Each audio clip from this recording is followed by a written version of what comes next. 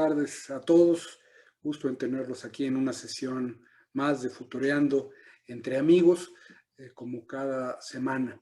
En esta ocasión nos acompaña Mateo Lejarza. Mateo es uno de nuestros distinguidos asociados en la World Future Society capítulo mexicano, o sea que nuevamente tenemos a alguien de casa, lo cual nos da mucho gusto. Mateo, bienvenido.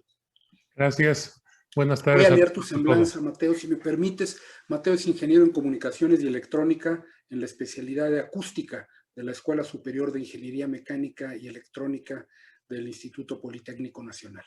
Es miembro del mecanismo de colaboración para el diseño de políticas públicas de manera conjunta entre la sociedad y el Ejecutivo Federal de la Secretaría de Gobernación.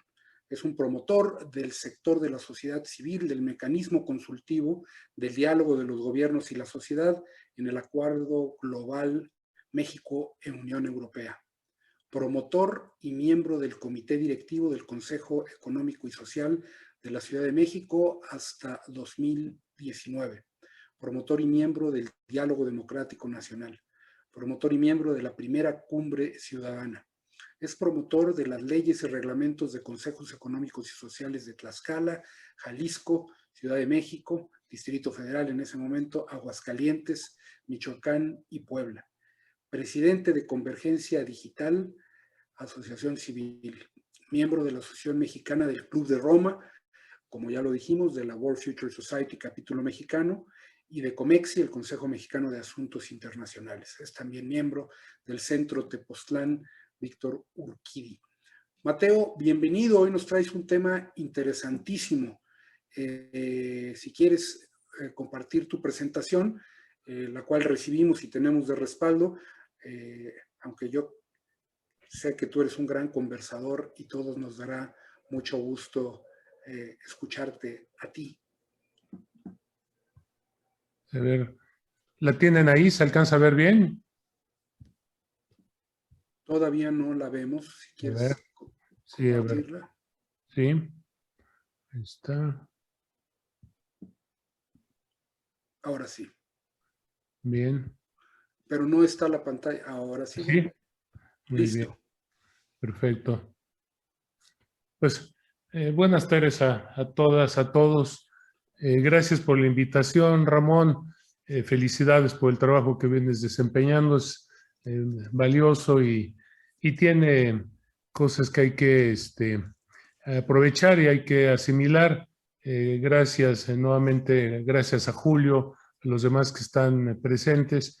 Y pues vamos al tema. Es una presentación disruptiva, sin duda, pero desde mi punto de vista viable y necesaria. Entonces, México en Norteamérica, la transformación nacional en alianza a un proyecto global, así le llamé. Y luego, bueno, pues las premisas son, digamos, básicas para poder iniciar la presentación. Uno, tomar la oportunidad histórica y soberanamente, eso es importante, con soberanía aliarse a uno de los proyectos económicos y políticos más poderosos del mundo.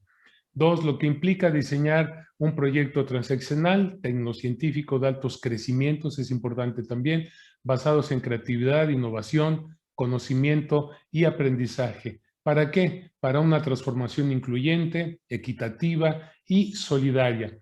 México, esa es la imagen que hay que ver, México instalado en la cuarta revolución industrial, con rectoría del Estado y con incidencia ciudadana, impulsando a la región para que sea la de más progreso, de mayor sustentabilidad, inclusión y competitividad del mundo.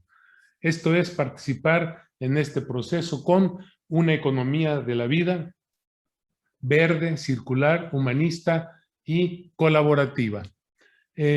Aquí empiezo con algunos elementos que hacen suponer que podemos intentar esta nueva visión de relación con Norteamérica.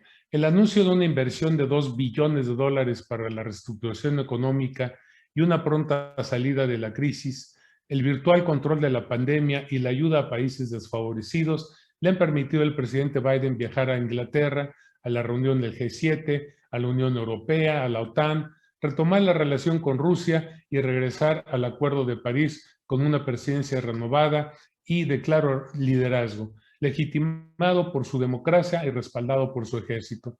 Este periplo le posibilita encarar en buenas condiciones y con consenso al enemigo identificado que ahora es China. Esta acción está abriendo un capítulo en búsqueda de hegemonía y supone una nueva correlación de fuerzas internacionales. Se inicia con la propuesta de un modelo de desarrollo económico sustentado, eso dice Biden, economía verde, uso intensivo de nuevas tecnologías, la salud como prioridad y el respeto a los derechos humanos. Es, por tanto, un cambio profundo, un tajo histórico.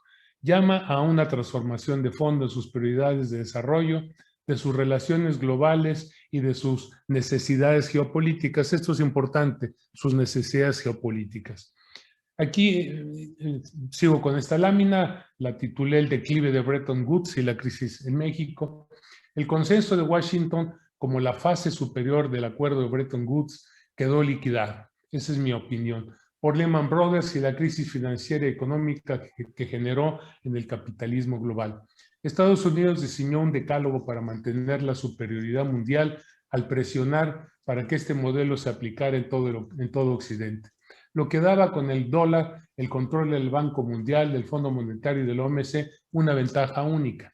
Este modelo ha llegado a su debacle con la puntilla que le significó la pandemia. Estamos presenciando la obsolescencia de los pactos de la posguerra que le dejaron a los Estados Unidos una hegemonía indiscutible, llegando a ser, entre otras cosas, la mitad de la economía mundial y la principal potencia militar del orbe.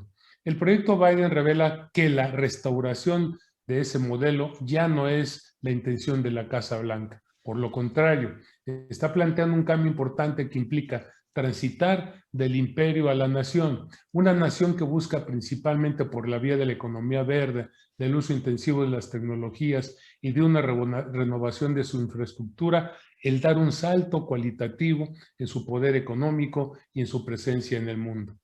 En este contexto, México se encuentra en una crisis estructural múltiple, prolongada y profunda, que requiere de cambios de carácter paradigmático, que le den viabilidad y lo coloquen en una condición distinta en la región y en lo global. La relación económica, política y social derivada de la vecindad y del TEMEC permitan afirmar que Estados Unidos y su dinámica son una influencia determinante, representan un reto pero a la vez es un momento de oportunidad única. México y sus nuevas prioridades. Coincidentemente, el momento nacional se encuentra en una ruptura histórica también. Se enfrenta a un viejo sistema corrupto, autoritario e ineficiente que llegó a su límite. Las evidencias hacen pensar que en México tampoco es posible la restauración. Resulta por ello una oportunidad para nuestro país la compleja y creciente crisis obligada a atender de manera urgente en tres cuestiones centrales. 1, la crisis humanitaria. 2, construir la paz. Y 3, diseñar un modelo de desarrollo social y económico. Las soluciones para resolver este desafío deberán de ser de otra naturaleza y viendo el largo plazo. Nuestras prioridades son también otras. La tendencia global. El mundo está convulsionado y lleno de incertidumbre. No obstante, la cuarta revolución industrial planteada en Davos en el 2015 prevalece como una propuesta de avanzada. Sufrirá variantes, pero las líneas generales se sostienen, particularmente porque está diseñada para que sea impulsada por las empresas multinacionales y los capitales financieros más desarrollados. En este ámbito, es importante entender que Estados Unidos tiene un gran cúmulo de ventajas que con el plan Biden puede llevarlos a encabezar esta etapa de globalización y modernización del capitalismo. La región norteamericana como espacio de desarrollo. Sería un despropósito entonces que México perdiera la oportunidad de vincularse a este proceso de cambio y de liderazgo de Estados Unidos, que con el esfuerzo colaborativo y de cooperación de sus vecinos puede tener mayor garantía de éxito. Eso es nuestro planteamiento. Convertir a la región norteamericana en la de mayor progreso, competitividad y sostenibilidad del mundo debe de ser un propósito común de México, Canadá y Estados Unidos. Para asegurar una alianza soberana, habrá que diseñar las acciones internas correspondientes. No es solo vincularnos a ellos, sino tenemos que hacerlo de una manera definida por nosotros. Cambios estratégicos. En este sentido, es de la mayor importancia el que se concrete una nueva política laboral enfocada principalmente a promover una distinta competitividad nacional.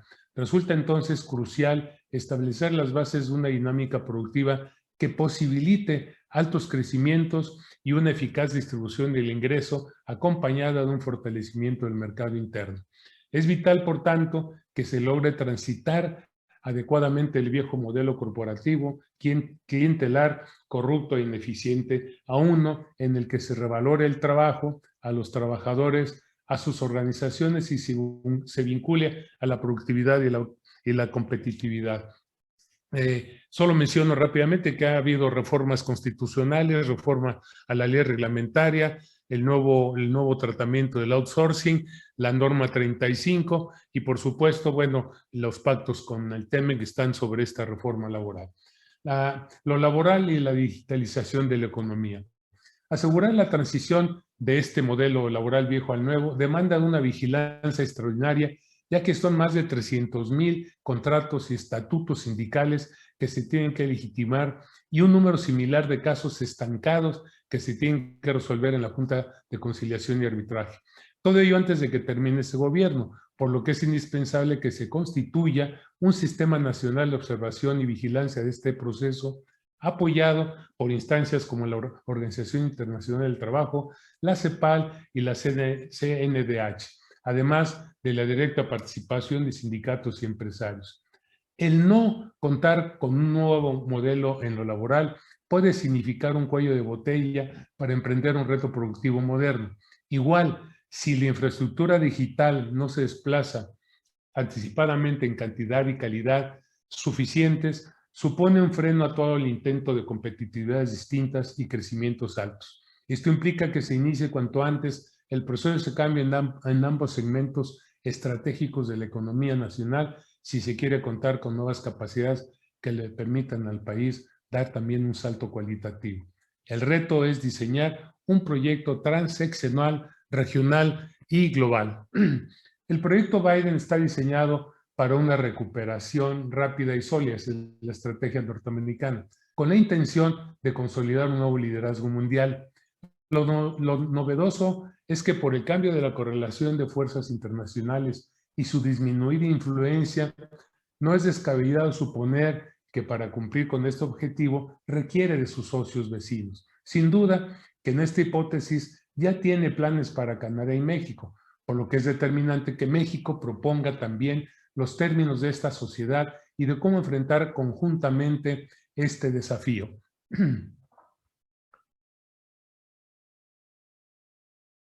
El TEMEC es un instrumento útil para este propósito, pero no suficiente. Habría que buscar una ampliación de este acuerdo que le permitiría a México ser un socio de mayor peso en el desempeño del proyecto y que esto sirva para una sólida también y pronta salida, y en un escenario de naturaleza distinta al que ahora tenemos. Se abre esta opción trascendente, no obstante, para que sea parte activa México de este proyecto y que esto sea para resolver nuestras necesidades, es indispensable diseñar un plan propio que, ligado a Estados Unidos, nos permita dotar de viabilidad a la nación y en esa medida fortalecer a la región. Es vital, por tanto, pactar los términos de un desarrollo conjunto, con inversiones comunes, particularmente en infraestructura estratégica y proyectos científicos de vanguardia, así como para el uso intensivo de tecnologías exponenciales aplicadas al desarrollo nacional. Aquí voy rápido a esto, ya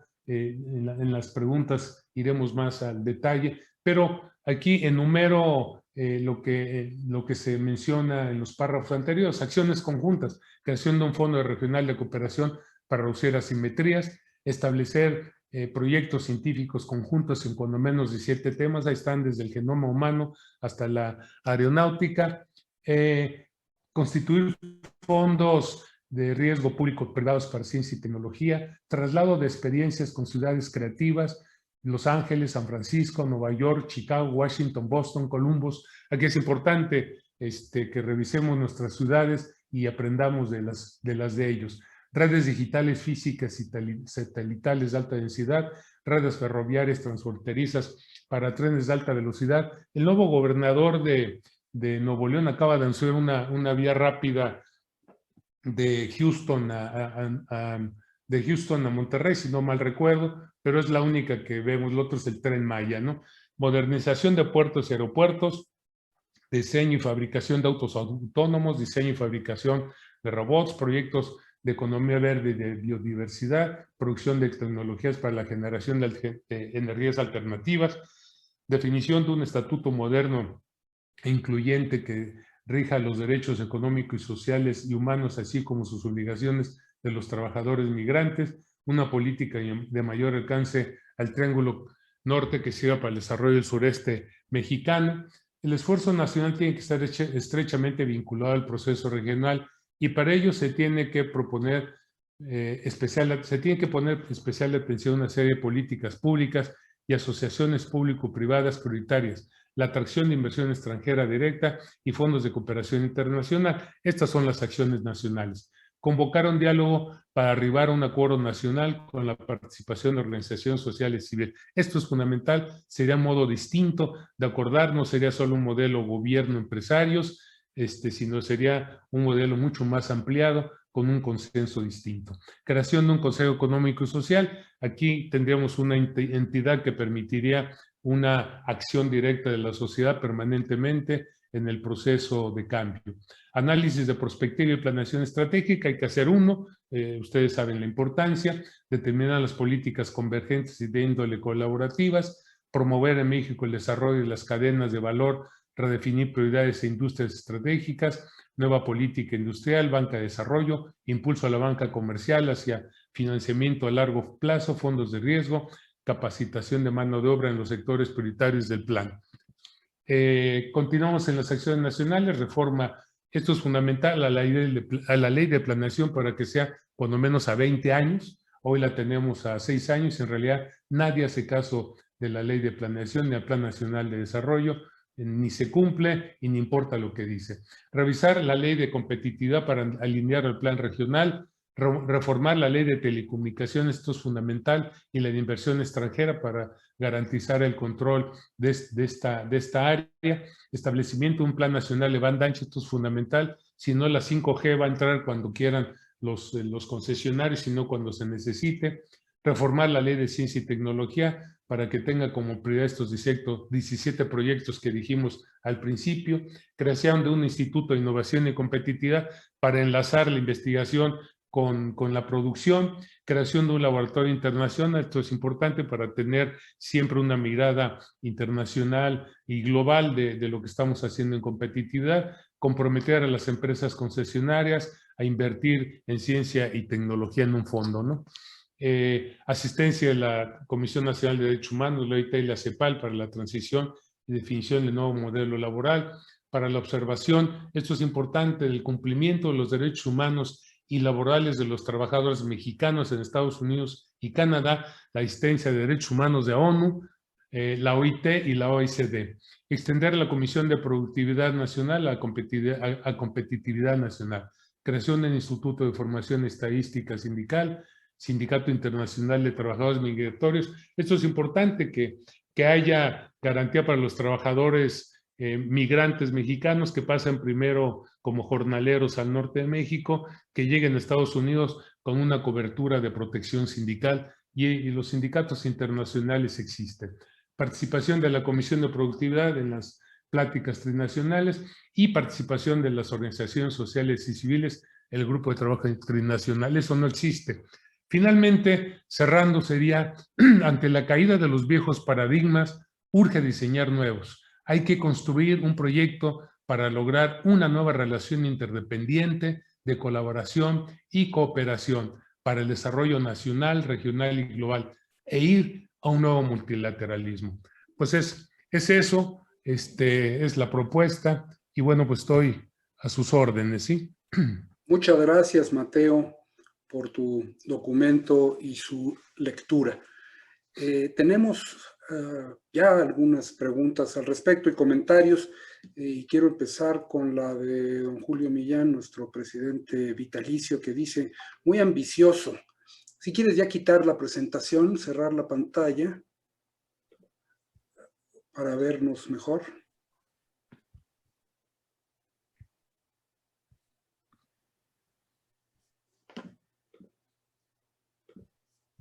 Ya.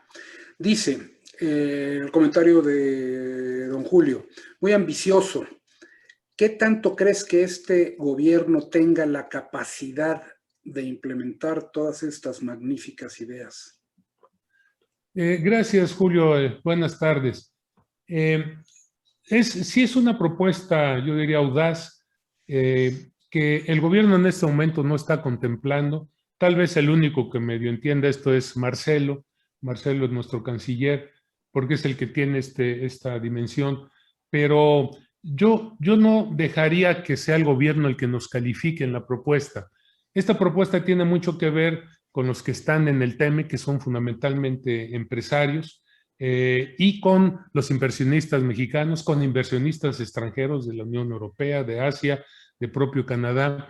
Y hay que plantearlo. Lo que significa esto es decir que México sale de la crisis con una visión distinta y con un interés distinto y no para regresar a un pasado que ya no funciona. Entonces, la idea de citar, de convocar a un diálogo nacional es que evidentemente requerimos que el papel de la sociedad sea distinto. Los partidos y el gobierno están de baja presencia en estos temas, pero la sociedad requiere de estos cambios. Entonces, si los partidos, si el gobierno no pueden y no deciden entrar a esta etapa, si están más preocupados por lo electoral y si tienen más la idea de cómo lograr poder, pero bueno, la representación de los partidos es muy baja y el gobierno no tiene en este momento a lo mejor pensado hacer estas cosas, hagámoslo desde la sociedad, propongamos esto. Miren, en Italia, el proyecto de los italianos empezó a hacerse hace 6 meses. Quien lo dirigió fue el director de Vodafone, que es una empresa inglesa. Juntó a una veintena de científicos, exsecretarios de Estado, le dieron recursos para eso, presentaron el proyecto a la Unión Europea y se están llevando 200,000 millones de euros porque presentaron un programa de largo plazo. Y lo hicieron partiendo, sí, con el apoyo del gobierno, pero sobre todo hecho por la sociedad. No fue el gobierno el que lo elaboró, lo está respaldando. España, lo escuchamos a Jordi, nos dijo algo parecido, se hizo en base a propuestas, pero fueron ciudadanos, fueron personas y el gobierno lo está aceptando. Entonces yo diría, sostengamos la idea, discutamos, debatamos esto y propongamos a otros que están implicados la posibilidad de que esto sea un plan nacional. Gracias. A ver, Mateo, hay más. De hecho, hay muchas. Te las voy a estar comentando para que nos las contestes brevemente y vayamos. Hay algunos que son comentarios y hay algunos que son preguntas. Una pregunta muy interesante de Pia Taracena que dice, en estas acciones nacionales, ¿cómo contemplas la participación específica de los empresarios para ayudar a la mejor implementación del TEMEC? Yo creo, gracias Pia, gusto en saludarte. Yo creo que el empresariado tiene este gran reto, pasar de seguir esperando que el gobierno reaccione, invierta, cuando el 80% de la inversión en el país es privada, pues tendría que empezar a hacer estos planes y no conformarse. El TEMEC, recuerden que fue firmado apresuradamente porque Trump tenía una idea de este asunto, pero no quedó como una evolución del Tratado de Libre Comercio de hace 20 años, quedó pues ahí como un parche.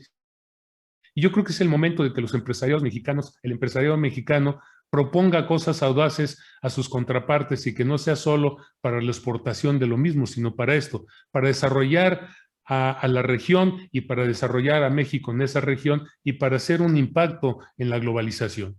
Perfecto. Una pregunta de Alejandro Solís, luego me voy con una de Luis Felipe Muñoz. Alejandro Solís dice, al realizarse un proceso de transformación productiva en Europa, Asia, Eurasia, África, ¿qué procesos tecnológico-consumo serán los que determinen una tendencia global ascendente? Ya está marcada, por eso yo insistí mucho en estos 17, 18 proyectos yo le agregaré ahí sin duda la cibernética cuántica, pero ya está en el entorno de los países más desarrollados, asiáticos, europeos y Estados Unidos y Canadá, está la idea de una infraestructura fundamental que es las redes digitales en 5G y luego asociadas a una serie de investigaciones y desarrollos tecnológicos que permiten crear una sinergia única. Entonces, inteligencia artificial, el tema de la robótica, en fin, esos 18 proyectos más las telecomunicaciones es la tendencia. Es decir, están en China, están en Japón, están en Finlandia, están en Estados Unidos. Pues nosotros simplemente no creemos en eso, pero no porque no sea la tendencia, ¿eh? Muy bien, hay dos preguntas de Luis Felipe Muñoz, creo que una en cierta manera ya la contestaste, decía que este gobierno no lo ve orientado a crear ni un solo organismo de los que mencionas. Y el otro comentario que hace por lo que se refiere a la banca de desarrollo, todo parece indicar que el gobierno no sabe para qué puede servir. Incluso se planteó fusionar Bancomext y Nafin, lo cual es una aberración. En la actualidad hay un director para ambos, ¿sí? Un director que además ya cambió. Sí, evidentemente, la idea de fijar una ruta, de fijar un faro, es porque difícilmente nos vamos a poner de acuerdo de cuál es la mejor manera de salir de la actual crisis, que es múltiple, profunda, de largo aliento. Pero la idea de fijar digamos, este gran impulso que tiene el proyecto Biden, Estados Unidos como país y la región como una de las grandes regiones del mundo, es para que el debate interno sea menos, digamos, fragmentado en que hay 1000 formas de salir o que hay 1000 diagnósticos. No, si ese es el camino, lo fundamental, pues vamos a dirigir los esfuerzos hacia allá. Tenemos que hacer nuestra propia perspectiva partiendo de la realidad, pero la reducción de asimetría es un paso que tenemos que exigir para Estados Unidos y Canadá y debe de haber un fondo. No podemos seguir siendo los pobres que cooperan con algo de aguacate y de mano de obra barata, ¿no? Tenemos que definir, y la banca de desarrollo, como no tiene ahorita hacia dónde, pues evidentemente lo que se haga en banca de desarrollo va a ser bueno, pero disperso. Entonces, si no enfocamos los esfuerzos nacionales, los recursos nacionales, la inteligencia nacional hacia un objetivo, pues vamos a seguir dando palos de ciego o vamos a estar adormecidos mientras nuestras oligarquías entienden que el gobierno ya no va a ser el abastecedor de sus recursos, ¿no? Una pregunta en el mismo sentido, en cierta manera has contestado alguna de ellas, pero pues si quieres ahondar, de Jorge Jiménez Alcázar, que dice, ¿cómo reducir las asimetrías México contra Estados Unidos para que nos vean como socio y no como proveedor de materias primas y mano de obra? Pues ahí está. La propuesta que estamos haciendo es eso. Es decir, si Estados Unidos va a determinar en la economía verde, en las nuevas tecnologías, en su infraestructura, pues entremos a eso. Y eso nos va a permitir ser sus socios. Si construimos 10 líneas de ferrocarriles de alta velocidad o 5, pero que algunas crucen hasta el sur de México, pues estamos siendo socios de esta infraestructura. Si construimos paralelamente con ellos la infraestructura de las comunicaciones digitales, lo estamos haciendo. Si construimos puertos y aeropuertos en ese mismo ámbito de las capacidades que ellos quieren para que México realmente sea un hub que pueda distribuir al mundo, bueno, pues estamos metidos a ser socios, no solamente un país tercero que tiene características que le van a servir. Negociemos que les podemos brindar mano de obra, no se la vamos a negar ni podemos, pero no regalarla como si fuera lo único que podemos hacer. Algún día esa mano de obra debe servir en México y eso lo podemos aprovechar si se diseña un proyecto paralelo al de ellos, pero resolviendo nuestras propias necesidades. Hay que clasificarlas y tener las prioridades nacionales para saber, fijando metas y objetivos en el Plan Nacional de Desarrollo a 20 años, que estamos resolviendo el problema regional, estamos siendo socios de Estados Unidos y a la vez estamos resolviendo nuestros problemas. Yo diría que otro faro que nos debe de alumbrar para salir de nuestras desigualdades, pobreza e incapacidades es los objetivos sustentables del milenio, los 2030, ¿no? Estos es una base que ya se olvidaron, pero si no lo reconocemos como una obligación ética y moral del país, pues estamos fritos y además nos debe de servir para poner atención que el desarrollo tiene que pasar por ahí. Entonces tenemos el Faro de Norteamérica y tenemos el universo que es en los 2030, ¿no? Los ODS. Oye, Mateo, a ver, yo te tengo un par de preguntas. En este sentido, o sea, lo que planteas efectivamente es un programa ambicioso, ideal, amplio, pero ¿por dónde empezamos? O sea, concretamente, o sea, si mañana recibieras el mandato de la sociedad de decir, Mateo, tú eres el encargado de iniciar esto, ¿por dónde empezamos? Porque mira, si no queda en el mundo del deber ser, ¿no? No, de acuerdo. O sea, ¿dónde está la invitación a la acción concreta? Sí, la acción que estamos proponiendo es crear un ámbito, un espacio de diálogo con toda la metodología de un diálogo para hacer prospectiva y escenarios en donde participe la mayor parte de la ciudadanía que tiene que ver con esto, desde organizaciones campesinas, indígenas, hasta los grandes empresarios, corporaciones y el gobierno. ¿Por qué? Porque tenemos que debatir esto. Es un plan que es una propuesta, pero si no hay un acuerdo distinto y un pacto distinto que genere las nuevas prioridades, vamos a estar en un debate de lo que quiere el gobierno, algunos empresarios y algunas fuerzas que tienen capacidad de protesta. No, tenemos que cambiar el terreno. Esto no puede ser diseñado ni en el gabinete ni en el gobierno. Está claro que no tiene capacidades en este momento. Pero tenemos que abrir el diálogo. Primero, si el diálogo se abre en estas tres condiciones, que es cómo atendemos la crisis humanitaria, cómo atendemos la construcción de paz y cómo generamos el nuevo paradigma, estamos hablando de un país que requiere soluciones de emergencia. Y entonces necesitamos todo el gobierno, toda la iniciativa privada, toda la sociedad. Entonces tenemos que ampliar nuestra democracia participativa sin duda, para que el diálogo se comporte después en instancias nacionales que permitan incidencia, no solo participación de la ciudadanía, sino incidencia directa en políticas públicas. Tendríamos que pasar de este plan a que algunas de estas grandes líneas se convirtieran en políticas públicas, en políticas de Estado y se presupuestaran. Entonces, pero lo primero es cambiar el terreno. No podemos dialogar porque no hay diálogo con el gobierno, no podemos dialogar con los empresarios porque no hay diálogo con los empresarios. Tenemos que abrir un diálogo amplio y ya están hechos en Sudáfrica, están hechos en El Salvador, están hechos en Colombia. Nosotros podemos hacerlo. Y cambiamos el entorno, cambiamos la tendencia de confrontación y empezamos a crear la tendencia de colaboración. Perfecto. Tú que te gusta mucho la prospectiva y que eres un conocedor de ello, te acordarás de Bertrand de Juvenel, que hablaba de los futuribles. Y la publicación que creó con ese mismo nombre, que a la fecha sigue, tiene un tagline todavía que dice: la anticipación al servicio de la acción. ¿Cuál es en este momento concretamente tu llamado a la acción? O sea, la propuesta que haces es buena.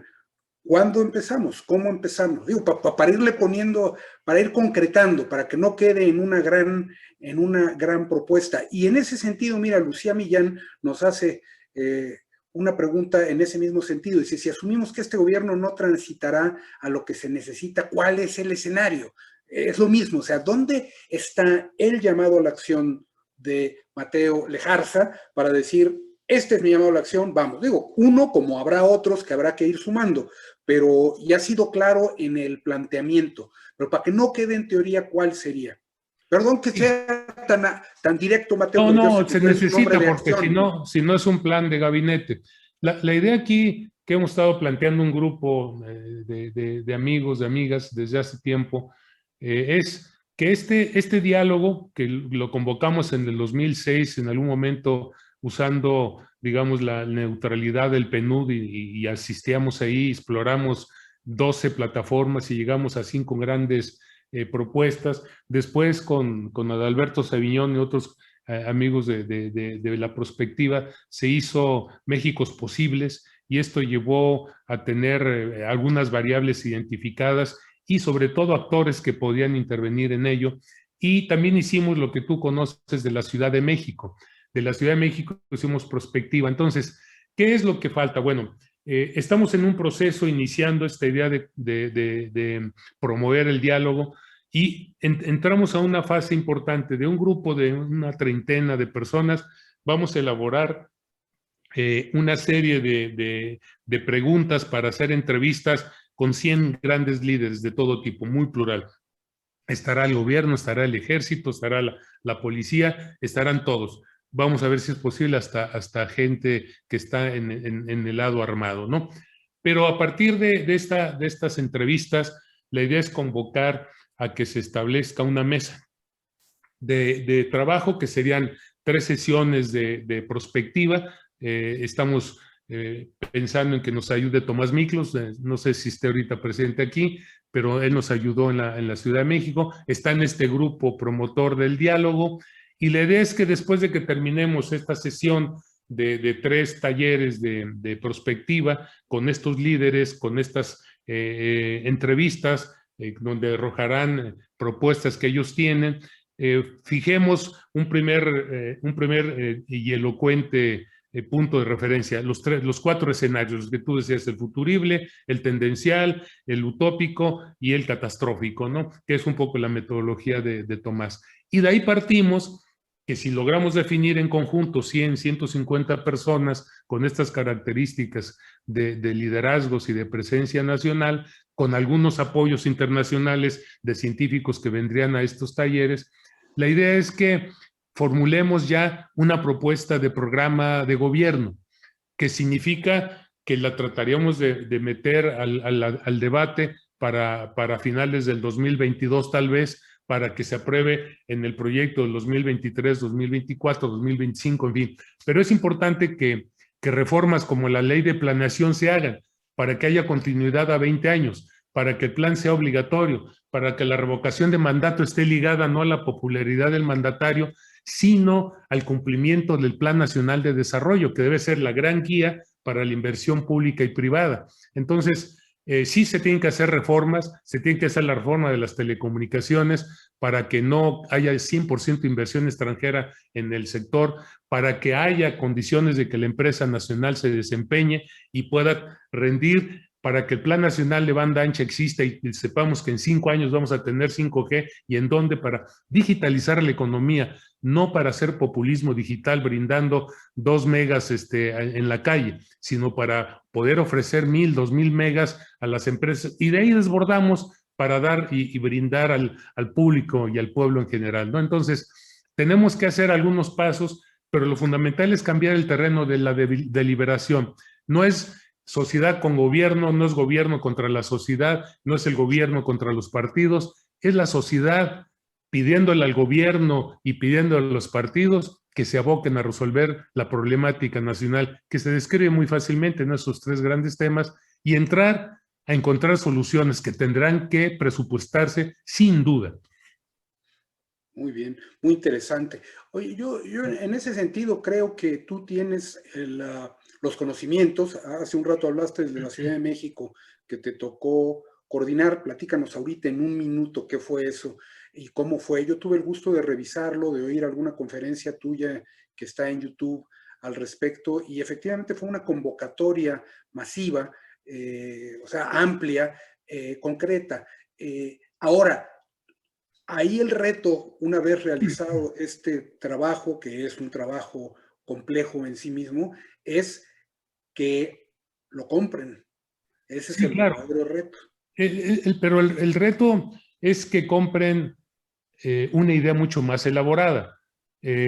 Cuando llegaba yo a las oficinas de los empresarios, me decían: ¿y cuánto cuesta esto? Yo no tenía el análisis de presupuesto hecho todavía.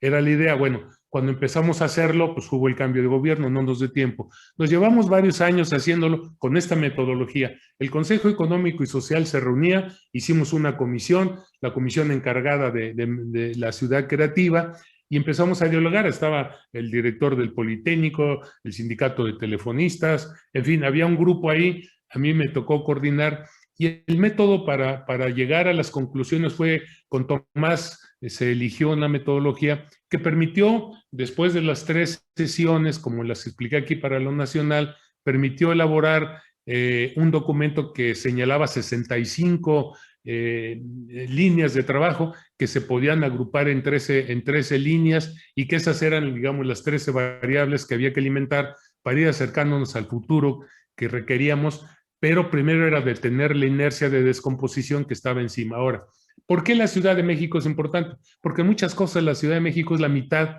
de lo que se hace en servicios en México. Entonces, si tomáramos la Ciudad de México, Guadalajara, Puebla, Monterrey, con esas empezaríamos a mover al país. Si entramos a este proceso de ciudades no solo inteligentes, que ese es un tema casi de marketing, de ciudades creativas, de aprendizaje, de ciudades que se motivan por ir hacia adelante y que jalan al país. Entonces, ahí está ya el estudio, ahí están las variables, hay que debatirlas, hay que convertirlas en presupuesto. La Ciudad de México sí tiene un plan a 20 años. Hay que entrar a la planeación a 20 años. Ya está en la Constitución. Tiene Consejo Económico, tiene un instituto de prospectiva para hacer este plan, para que después de que lo haga el instituto, lo aprueba los diputados y pasa a ser obligatorio. Lo que es cierto es que esta nueva jefa de gobierno no ha tomado en cuenta esto. Están gobernando para ser presidentes de la República y no para resolver los problemas de la ciudad. Sin embargo, ¿por qué la sociedad se queda callada? ¿Por qué la sociedad no va sobre eso? ¿Por qué los empresarios no presentan el plan alternativo? ¿Por qué los empresarios no dicen cuánta inversión tienen dispuesta? Están peleando más por las elecciones y la revocación de mandato que por el plan de salida de la crisis. Entonces, entremos a este debate y lo podemos hacer con la metodología de diálogo, con la metodología de prospectiva y con la metodología de planeación. Una pregunta, ahorita que hablabas al principio, y hablando de candidatos presidenciales, hablabas de que el gobierno actual no necesariamente entiende los conceptos que has expresado en tu propuesta y la necesidad, la urgencia, la visión. Y básicamente no es que no les entienda, sino no hay un interés, no hay otros intereses, hay otras cosas en juego que son en este momento su prioridad. Sin embargo, mencionaste que Marcelo Ebrard, por ejemplo, sí lo podría entender. Partiendo de que estaría Marcelo Ebrard y quizás otros funcionarios más, quizás dispersos y regados en algunas áreas del gobierno, y que el plan que tú dijiste ahorita, estamos hablando de un plan que una vez realizado y trabajado estaría para 2022, 23, 24, te fuiste hasta 25. ¿Qué podríamos hacer o qué se podría hacer en el corto plazo para sembrar un poco más al respecto? Porque un poco mi preocupación, y hablando de como abogado del diablo, que finalmente me toca ese divertido trabajo en estos conversatorios, Claro. ¿hay algo que podamos avanzar, Mateo, de aquí a entonces? O sea, ¿hay algunas ideas que se puedan ir sembrando, algo que se puede ir sembrando, no solo para que en un momento dado este proyecto, este plan tan ambicioso, pero que lo tienes claramente estructurado, prospere, sino para ir teniendo ciertos avances? Y te voy a decir por qué. Porque de aquí a 2025, el señor Biden ya o se religió, o se fue, o ya cambió algo. O sea, estamos hablando o sea, ya pasó mucho tiempo. Yo estoy de acuerdo que en estos temas de prospectiva nos gusta ver a futuro, sin embargo, el presente va muy rápido, los cambios son de gran velocidad y necesitamos tener también acciones paralelas. ¿Qué nos puedes comentar al respecto? ¿Qué pensarías, qué sugerirías? Pues si esta idea del diálogo funciona, evidentemente tenemos varios planos. Uno es, pues el TEMEC, hay que evolucionarlo a que cumpla estas condiciones de que somos un socio más allá de lo comercial. Dos, la ley de ciencia y tecnología está por revisarse ya en el Senado. Pues hagamos algo por influir en que, independientemente como quede en algunos aspectos, sí le dé prioridad y lo señale estos 18 proyectos u otros que son de vanguardia y que son de tecnologías exponenciales que nos van a servir. Platicándolo con Mustre, que es el director del Cinvestav, dice, todos esos los podemos hacer. Evidentemente requerimos dinero y tiempo, pero nada de lo que mencioné en esos 18 proyectos es imposible que los científicos mexicanos le puedan entrar. Entonces, tenemos por un lado el TEMEC, tenemos la Ley de Ciencia y Tecnología, tenemos la posibilidad de incidir en que se haga un plan de banda ancha sin reformar la ley de telecomunicaciones. El plan de banda ancha puede ser un decreto del gobierno pactado con las empresas concesionarias, pero decir, a ver, el apagón de la 4, 5, de 3G termina exactamente el 31 de diciembre de 2024, por decir algo, ¿no? y se pacta y así se hace, porque el apagón de lo analógico en la parte de televisión se hizo cuando Televisa quiso y no cuando necesitábamos y podíamos y que era importante. Entonces, el Plan Nacional de Banda Ancha, la Ley de Telecomunicaciones, el TEMEC y por supuesto algo que lleva tiempo y que es necesario ponerle mucha atención es el cambio productivo, es decir, debe de haber una manera distinta de producir riqueza en este país, de distribuirla y de crear competitividades. Entonces, ya se reformó la ley el 123, ya se reformó la ley federal del trabajo, ya se acotó el outsourcing, ya se creó la norma 35 y los convenios con OIT están vigentes. Entonces, eso es un asunto que podemos empezar a hacer y el gobierno es solamente una parte mínima. La ley, la reforma, una de las partes fundamentales de la reforma laboral es que el gobierno ya no va a ser árbitro de todo, va a ser una responsabilidad de los actores productivos. El que se pacten contratos colectivos buenos, el que haya programas de productividad y el que haya competitividad. Entonces, si no ponemos atención a esta transición, como lo decía en la presentación, de aquí a final del sexenio se tienen que terminar de legitimar contratos colectivos. ¿Qué significa eso? Revisar para que sean buenos, mínimos en la ley, pero que tengan vida, es decir, que haya una contraparte sindical que lo esté pactando y la contraparte patronal. Ahorita el sindicalismo en este país no pasa del 7-8%, si soy exagerado. Entonces requerimos que haya más sindicatos, porque eso ¿qué va a significar?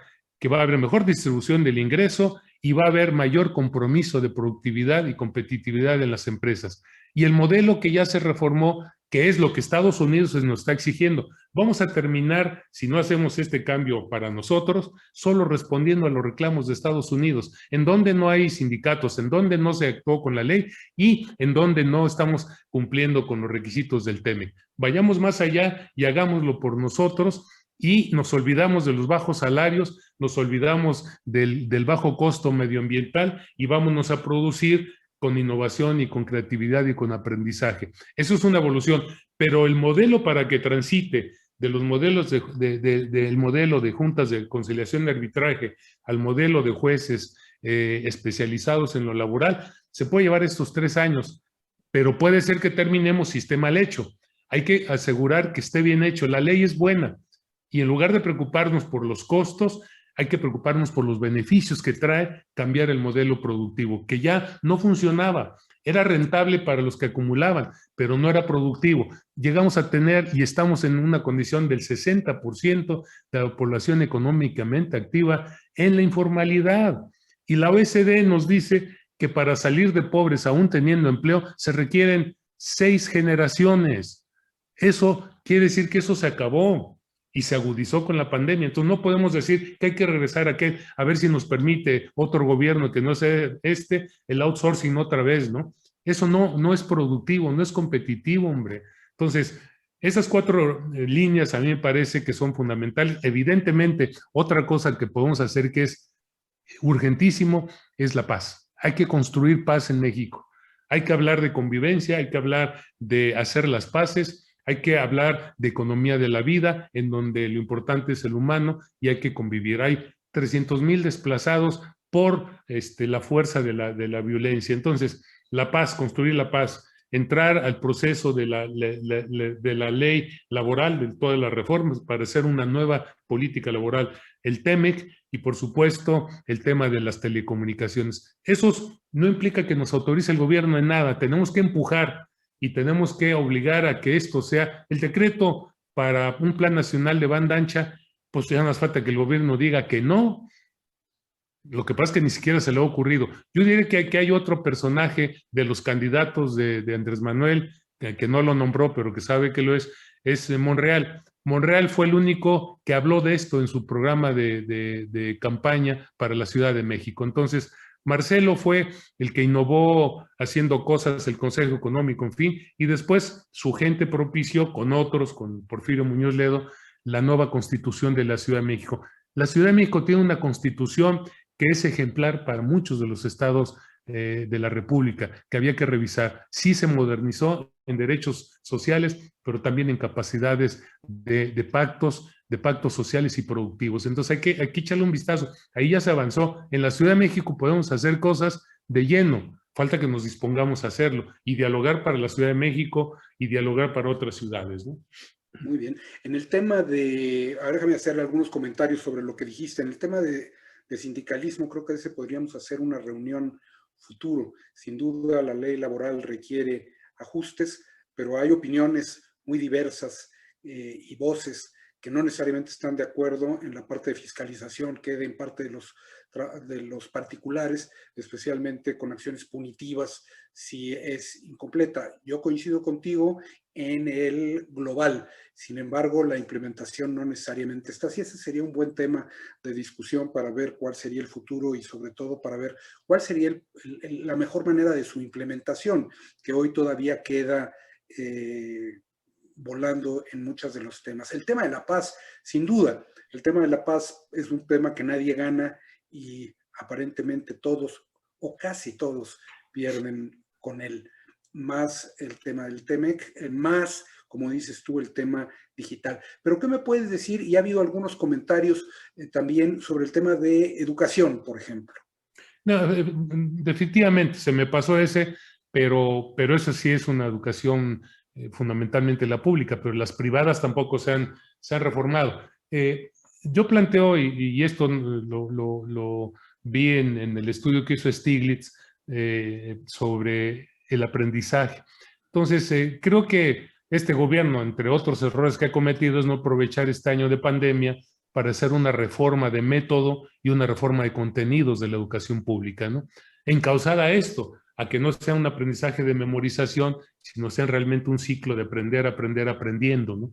Que significa que de ahí pases a los sistemas de formación profesional a las empresas, en las empresas hagas eso y tengas entonces un círculo virtuoso donde lo que produces y lo que innovas es parte de la sociedad y el humano, porque aquí entramos a la idea de que el aprendizaje sirve para generar conocimiento y el conocimiento está en la persona. Y entonces si la persona en su conocimiento es lo que va a abundar en los próximos años, pues tenemos que generar la condición para que ese humano pueda ser más creativo, para que pueda tener más conocimiento. Es decir, toda la información, convertirla en conocimiento implica procesos institucionales, orgánicos, holísticos, y la educación es fundamental.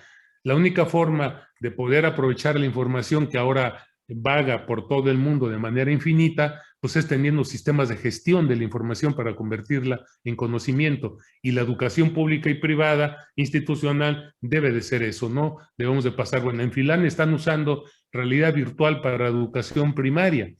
Entonces, y aquí estamos en el pizarrón y estamos haciendo telesecundaria porque no tuvimos la forma de trasladar hacer realmente educación a distancia, ¿no? Entonces, esto es fundamental.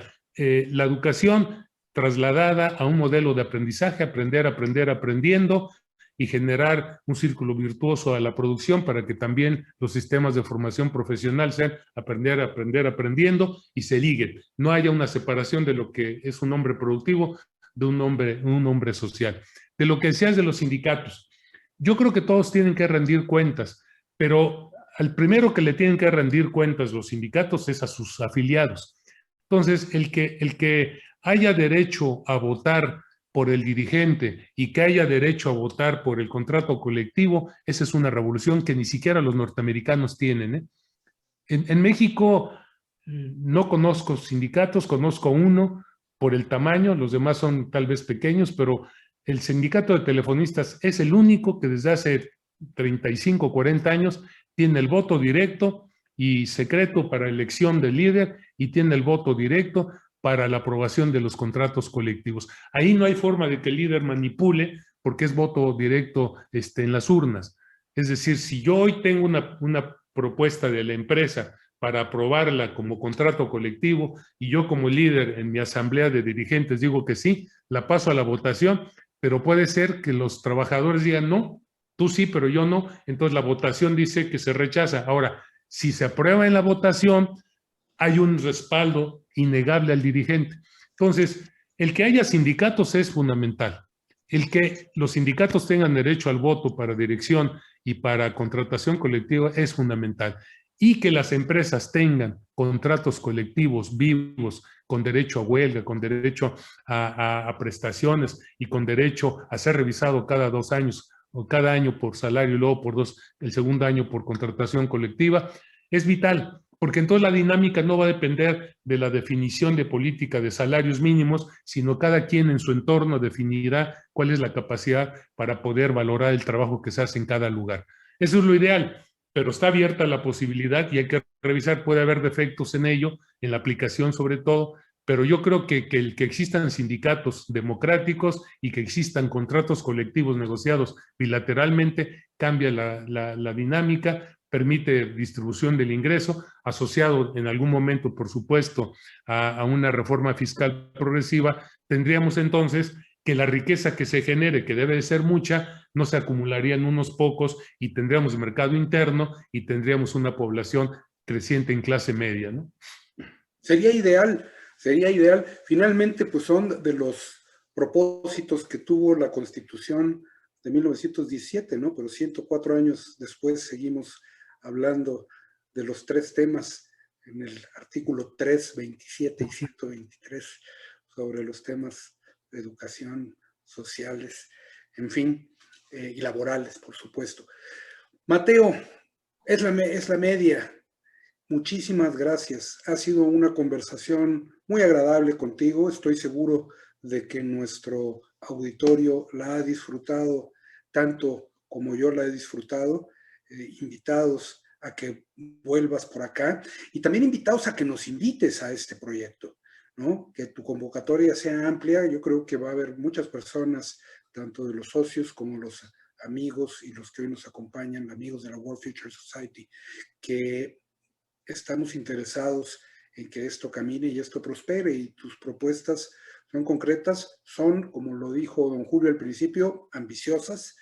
Hay mucho que hacer, algunas irán contracorriente y finalmente pues lo que se tiene es que lograr que se implementen, que haya dinero y haya recursos para caminar con ellas, pero ha habido avances, eso es innegable. Tratemos de que se pueda hacer. Si gustas hacer algún comentario final, estimado Mateo.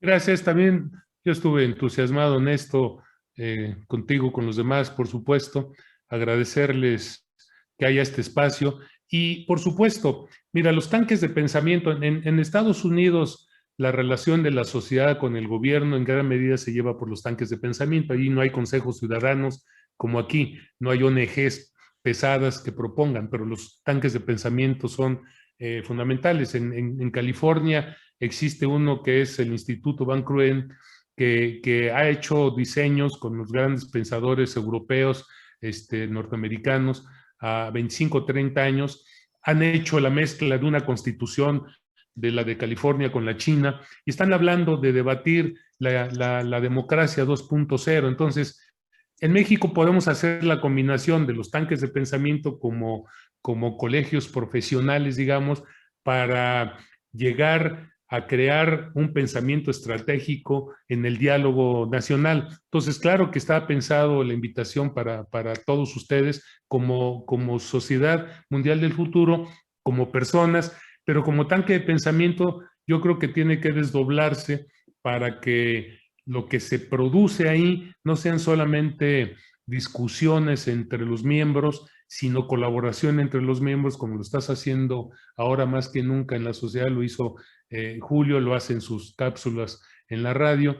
Ir generando un pensamiento que esté por encima de los debates cotidianos y que permita, en todo caso, abrir espacios de discusión, deliberación y de acuerdos. Entonces, sí, los tanques de pensamiento, esto lo hemos discutido en el centro de Tepoztlán, lo discutimos en algún momento en el Club de Roma, en los 2 casos con Mauricio de Mario Campos, nuestro entrañable amigo, que hizo mucho de esto. Y si recordamos a Víctor Kiri en el centro de Tepoztlán, él era un gran pensador del futuro, fue de los fundadores del Banco Mundial y de los acuerdos de Bretton Woods, y tenía ahí a lo mejor de Latinoamérica pensando en el centro de Tepoztlán, ¿no? Hay que hacer esas cosas y es la única manera de vencer la resistencia, la bulia y, en todo caso, hasta la desorganización, incapacidad y hay responsabilidad del gobierno y de los gobiernos. Si no lo hacemos aquí, no va a haber salida. Si estamos esperando que el gobierno o el próximo gobierno lo haga, quién sabe, porque puede que la idea de emergencia y de anticiparnos es emergencia porque nos estamos anticipando desde mi punto de vista a una catástrofe. Sí podemos estar peor y la inercia es catastrófica. No es cierto que estamos saliendo poco a poquito. Crecer en un momento en el que caímos 10%, crecer 5 o 6%, no es nada y no sirve para recuperar y darle viabilidad al país, ¿no? Entonces, gracias por la plática, gracias por escuchar y gracias por intentar hacer un debate después si lo hacemos con mucho gusto y hay otras personas que estarían dispuestas a platicar de estos temas, ¿no? Gracias. No, muchas Ramón. gracias. Gracias a Muchas todas. gracias, Mateo, y estaremos, como en las otras pláticas, haciendo un breve resumen para nuestra publicación, para Futureando, y bueno, pues esperemos tenerte próximamente por aquí también. Muchas gracias a todos los que nos acompañaron. El próximo jueves tendremos por aquí a José Cordeiro, que hablará del foro de España que va a haber sobre transhumanismo y el foro que va a haber del futuro. Va a ser una plática muy interesante. José es un experto en el tema y estarán recibiendo la invitación en el día de hoy. Gracias nuevamente y esperamos verlos muy pronto.